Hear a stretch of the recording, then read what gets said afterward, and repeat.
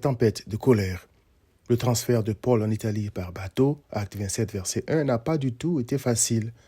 En lisant le récit de ce transfert, on peut être tenté de croire qu'il parle de la bravoure de l'homme face au danger ou simplement d'un vent très violent. Pourtant, il est question de Christ. Le Seigneur est certes sur toutes les pages de la Bible, mais à moins qu'il ne se révèle, on peut lire, étudier et réciter sa parole sans jamais savoir de qui elle parle. À des pharisiens connus comme experts de la parole de Dieu, Christ a dit « Vous sondez les Écritures parce que vous pensez avoir en elles la vie éternelle. Ce sont elles qui rendent témoignage de moi. » Jean 5, 39. Luc, qui raconte l'histoire du transfert, dit que le voyage a été très difficile. Au verset 7, par exemple, il écrit « Pendant plusieurs jours, nous naviguâmes lentement, et ce ne fut pas sans difficulté que nous atteignîmes la hauteur de Snide, où le vent ne nous permit pas d'aborder. » Acte 27, verset 7. Paul avait averti l'équipage du danger, verset 9, mais se croyant maîtres de leur dessein, comme le dit Luc, verset 13, les incrédules avaient rejeté Paul comme ils avaient rejeté Christ. Le passage qui m'a le plus frappé est le suivant. Comme nous étions violemment battus par la tempête, le lendemain, on jeta la cargaison à la mer, et le troisième jour, nous élançâmes de nos propres mains les agrès du navire, c'est-à-dire les équipements du bateau à voile. Le soleil et les étoiles ne parurent pas pendant plusieurs jours, et la tempête était si forte que nous perdîmes enfin toute espérance de nous sauver. Acte 27, 18 à 20.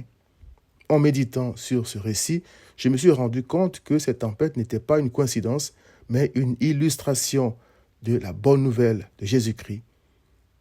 Il y a au moins 4 indices qui le montrent. Indice numéro 1, nous étions violemment battus par la tempête. On jeta la cargaison à la mer. Verset 18. Indice numéro 2, le troisième jour, nous élançâmes de nos propres mains les agrès du navire. Verset 19. Indice numéro 3, le soleil et les étoiles ne parurent pas pendant plusieurs jours. Indice numéro 4, et la tempête était si forte que nous perdîmes enfin toute espérance de nous sauver. Verset 20.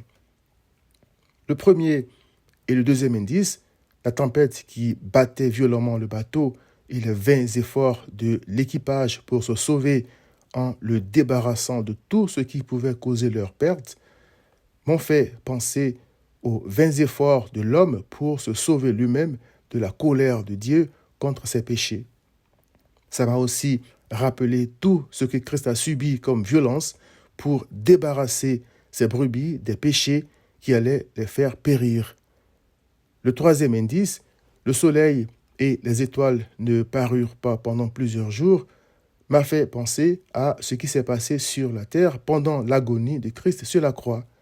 Il est écrit, depuis la 6e heure jusqu'à la 9e, il y eut des ténèbres sur toute la terre.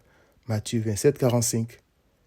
Le quatrième indice qui dit « Et la tempête était si forte que nous perdîmes enfin toute espérance de nous sauver » verset 20, m'a rappelé Éphésiens 2, verset 8, qui dit « Car c'est par la grâce que vous êtes sauvés par le moyen de la foi, et cela ne vient pas de vous, c'est le don de Dieu. » Comme cette violente tempête, la colère de Dieu contre le péché ne laissera aucune espérance au pécheur de se sauver lui-même. D'où les souffrances, la mort et la résurrection de Christ pour sauver quiconque croit en lui et non en ses propres efforts pour se sauver lui-même.